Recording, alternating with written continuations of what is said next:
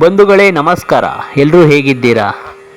ಗೊರವನಹಳ್ಳಿ ಶ್ರೀಲಕ್ಷ್ಮಿಯು ಗೊರವನಹಳ್ಳಿಗೆ ಬರುವುದಕ್ಕೂ ಮೊದಲು ಎಲ್ಲಿದ್ದರು?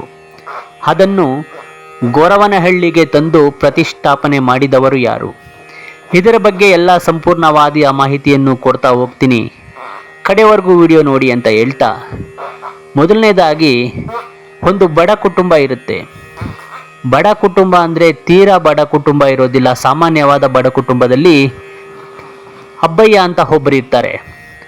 ಅವರ ಕಾರ್ಯ ದಿನವೂ ಕೂಡ ಹಸುಗಳನ್ನು ಕೆರೆಗೆ ಹೊಡೆದುಕೊಂಡು ಹೋಗುವುದು, ಮೇಯಿಸುವುದು, ಅದನ್ನು ಮತ್ತೆ ಮನೆಗೆ ಕರೆದುಕೊಂಡು ಬರುವುದು. ಇದೇ ಅವರ ಕಾಯಕವಾಗಿರುತ್ತದೆ. ಅಂಥ ಅಬ್ಬಯ್ಯನವರು ಒಂದು ದಿನ ಕೆರೆಯಲ್ಲಿ ಹಸುಗಳನ್ನು ಮೇಯಿಸಿಕೊಂಡಿರುವಾಗ ಯಾರೋ ಒಂದು ಹೆಂಗಸು, ನಾನು ನಿಮ್ಮ ಮನೆಗೆ ಬರುತ್ತೇನೆ, ನನ್ನನ್ನು ಕರೆದುಕೊಂಡು ಹೋಗು ಎಂದು ಹೇಳಿದಂತೆ ಆಗುತ್ತದೆ. ಆಗ ಅಬ್ಬಯ್ಯನವರು ತುಂಬಾ ಗಾಬರಿಪಟ್ಟು ಹಸುಗಳನ್ನು ಬೇಗ ಮನೆಗೆ ಕರ್ಕೊಂಡು ಬಂದುಬಿಡ್ತಾರೆ. ಅದನ್ನು ಗಮನಿಸಿದ ತಾಯಿ ಅಬ್ಬಯ್ಯನವರನ್ನು ಕೇಳ್ತಾರೆ, ಯಾಕಪ್ಪ ಇವತ್ತು ಇಷ್ಟು ಬೇಗ ಹಸುಗಳನ್ನು ಹೊಡೆದುಕೊಂಡು ಬಂದುಬಿಟ್ಟೆ ಅಂತ. ಅಮ್ಮ, ನಾನು ಕೆರೆಯಲ್ಲಿ ಹಸುಗಳನ್ನು ಬಿಟ್ಟುಕೊಂಡು ಮೇಯಿಸುತ್ತಿರುವಾಗ ಯಾರೋ ಕೆರೆಯಿಂದ ಮಾತಾಡುತ್ತಾರೆ. ಒಂದು ಹೆಂಗಸು, ನಾನು ನಿಮ್ಮ ಮನೆಗೆ ಬರುತ್ತೇನೆ, ನನ್ನನ್ನು ಕರೆದುಕೊಂಡು ಹೋಗು ಎಂದು ಹೇಳುತ್ತಾರೆ ಎಂದು ತಾಯಿಯ ಬಳಿ ಮಗನು ಹೇಳಿದಾಗ, ಅದಕ್ಕೆ ಅವರ ತಾಯಿ, ಅಯ್ಯೋ, ಏನೋ ನಿನಗೆ ಕೆಟ್ಟದಾಗಿ ಕೇಳಿಸಿರಬೇಕು. ಯಾರೋ ಅಕ್ಕಪಕ್ಕ ತೋಟದಲ್ಲಿ ಮಾತಾಡುತ್ತಿರ್ತಾರೆ, ಅದನ್ನು ನೀನು ತಪ್ಪಾಗಿ ಅರ್ಥ ಮಾಡಿಕೊಂಡಿರುವೆ. ನೀನು ಭಯಪಡಬೇಡ. ನೀನು ಭಯದಿಂದ ಈ ರೀತಿ ನಿನಗೆ ಆಗುವುದು. ನೀನು ಹೆಚ್ಚಿಗೆ ಭಯಪಡುವೆ. ಅಂಥದ್ದೆಲ್ಲ ಏನೂ ಇರುವುದಿಲ್ಲ. ನೀನು ಎಷ್ಟು ವರ್ಷದಿಂದ ಅಲ್ಲಿ ಹಸುಗಳನ್ನು ಮೇಯಿಸುತ್ತಿರುವೆ, ಇದೇನು ಹೊಸದಾಗಿ ನಿನಗೆ ಕೇಳಿತಾ ಎಂದು ಅವರ ತಾಯಿ ಹೇಳ್ತಾರೆ. ಅದಕ್ಕೆ ಅಬ್ಬಯ್ಯನವರು, ಇರಬಹುದೇನೋ, ಅಕ್ಕಪಕ್ಕದಲ್ಲಿ ತೋಟಗಳಲ್ಲಿ ಯಾರಾದರೂ ಕೂಡ ಮಾತಾಡಿರಬಹುದು, ಇರಲಿ ಎಂದು ಹೇಳಿ ಮತ್ತೆ ಮಾರನೆಯ ದಿವಸ ಅದೇ ರೀತಿಯಾಗಿ ಅವರ ಕಾರ್ಯದಲ್ಲಿ ತೊಡಗುತ್ತಾರೆ. ಆ ದಿನ ಅಬ್ಬಯ್ಯನವರು ಮತ್ತೆ ಅಲ್ಲಿ ಹಸುಗಳನ್ನು ಬಿಟ್ಟುಕೊಂಡು ಮೇಯಿಸುತ್ತಿರುವಾಗ ಮತ್ತೆ ಅದೇ ಥರವಾಗ ಹಸಿರವಾಣಿ ಕೇಳುತ್ತೆ, ನಾನು ನಿಮ್ಮ ಮನೆಗೆ ಬರುತ್ತೇನೆ, ನನ್ನನ್ನು ಕರೆದುಕೊಂಡು ಹೋಗು ಎಂದು. ಆಗ ಅಬ್ಬಯ್ಯನವರು ಧೈರ್ಯದಿಂದ ಅಲ್ಲೇ ಇರ್ತಾರೆ. ಮತ್ತೆ 2 ಬಾರಿ ಅದೇ ಥರವಾದ ಶಬ್ದ ಕೇಳಿ ಬರುತ್ತದೆ. ಎಂದಿನಂತೆ ಅಬ್ಬಯ್ಯನವರು ಮನೆಗೆ ಹಸುಗಳನ್ನು ಹೊಡೆದುಕೊಂಡು ಹೋಗ್ಬಿಡ್ತಾರೆ. ಆಗ ಅವರ ಅಮ್ಮನ ಬಳಿ ಮತ್ತೆ ಹೇಳ್ತಾರೆ, ಅಮ್ಮ, ನಿನ್ನೆ ಏನೋ ನೀನು ಹೇಳಿದೆ, ಅಕ್ಕಪಕ್ಕ ತೋಟದಲ್ಲಿ ಯಾರಾದರೂ ಮಾತಾಡ್ತಿರ್ಬೋದು ಎಂದು.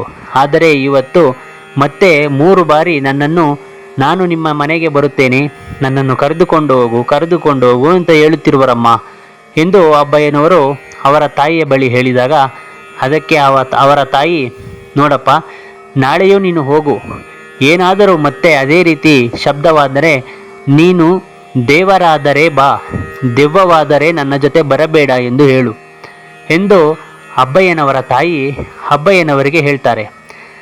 ಆಯ್ತಮ್ಮ, ಅದೇ ರೀತಿ ಆಗಲಿ ಅಂತ ಹೇಳಿ ಅಬ್ಬಯ್ಯನವರು ಮಾರನೆಯ ದಿವಸ ಕೂಡ ಎಂದಿನಂತೆ ಹಸುಗಳನ್ನು ಬಿಟ್ಟುಕೊಂಡು ಕೆರೆಗೆ ಮೇಯಿಸೋದಕ್ಕೆ ಹೋಗ್ತಾರೆ. ಆಗ ಆ ಕೆರೆಯಲ್ಲಿ ಮತ್ತೆ ಅದೇ ರೀತಿಯಾಗಿ ಅಶ್ರೀರವಾಣಿ ಶಬ್ದವು ಕೇಳಿ ಬರುತ್ತದೆ. ಆಗ ಅಬ್ಬಯ್ಯನವರು, ನೀನು ದೇವರಾದರೆ ಬಾ, ಕರೆದುಕೊಂಡು ನನ್ನ ಮನೆಗೆ ಹೋಗುವೆನು, ದೆವ್ವವಾದರೆ ಬರಬೇಡ ಎಂದು ಹೇಳುತ್ತಾರೆ. ಅಬ್ಬಯ್ಯನವರು ಆ ಥರ ಹೇಳಿದ ತಕ್ಷಣವೇ ಕೆರೆಯಿಂದ ಮಹಾಲಕ್ಷ್ಮಿಯ ವಿಗ್ರಹವೊಂದು ಹೊರಗಡೆ ಬರುತ್ತೆ. ಅದನ್ನು ನೋಡಿ ಅಬ್ಬಯ್ಯನವರು ಭಯಪಡ್ತಾರೆ. ಆದರೂ ಕೂಡ ಸರಿ ಎಂದು ತೆಗೆದುಕೊಂಡು ಮನೆಗೆ ಹೋಗ್ತಾರೆ. ಮನೆಗೆ ಹೋಗಿ ಅವರ ತಾಯಿಯ ಬಳಿ ಕೊಡ್ತಾರೆ. ಅಮ್ಮ, ನಾನು ದೇವರಾದರೆ ಮನೆಗೆ ಬಾ, ದೆವ್ವವಾದರೆ ನನ್ನ ಜೊತೆ ಬರಬೇಡ ಎಂದು ಹೇಳಿದೆ. ಆಗ ಕೆರೆಯಿಂದ ಈ ವಿಗ್ರಹವು ಮೇಲೆ ಬಂತು. ಅದನ್ನು ನೋಡಿ ನನಗೆ ಗಾಬರಿಯಾಯಿತು. ಆದರೂ ನಿನ್ನ ಬಳಿ ತೋರಿಸೋಣ ಎಂದು ತೆಗೆದುಕೊಂಡು ಬಂದಿರುವೆ, ನೋಡಮ್ಮ ಎಂದು ಅವರ ತಾಯಿಗೆ ಹೇಳ್ತಾರೆ. ಆಗ ಸರಿ ಆಯಿತು ಎಂದು ಮನೆಯಲ್ಲಿ ಇಡು ಅಂತ ಹೇಳಿಬಿಟ್ಟು ಹಿಡಿಸಿರ್ತಾರೆ. ಆವತ್ತಿನ ದಿನ ಎಲ್ಲ ಕೆಲಸ ಕಾರ್ಯಗಳನ್ನೆಲ್ಲ ಮುಗಿಸಿ ಅವರು ಮಲಗಿದಾಗ ಮಹಾಲಕ್ಷ್ಮಿಯು ಆ ಅಬ್ಬಯ್ಯನ ಸ್ವಪ್ನದಲ್ಲಿ ಬಂದು, ನೀನು ನನ್ನನ್ನು ಮನೆಗೆ ತೆಗೆದುಕೊಂಡು ಬಂದಿರುವೆ, ನನಗೆ ನೀನು ದಿನ ಪೂಜೆ ಮಾಡು, ನಿನಗೆ ಒಳ್ಳೆಯದಾಗುತ್ತೆ ಎಂದು ಹೇಳಿದ ರೀತಿ ಸ್ವಪ್ನವಾಗುತ್ತೆ. ಅದನ್ನು ಗಮನಿಸಿದ ಅಬ್ಬಯ್ಯನವರು ತನ್ನ ತಾಯಿಯ ಜೊತೆ ನಡೆದಿದ್ದನ್ನೆಲ್ಲ ಹೇಳ್ತಾರೆ. ಆಗ ಅವರ ತಾಯಿಯವರು ಸರಿ ಆಯಿತು, ನೀನು ಪೂಜೆ ಮಾಡು ಎಂದು ಅಬ್ಬಯ್ಯನವರಿಗೆ ಹೇಳ್ತಾರೆ. ಅಬ್ಬಯ್ಯನವರು ದಿನ ಲಕ್ಷ್ಮಿಗೆ ಪೂಜೆ ಮಾಡ್ತಿರ್ತಾರೆ.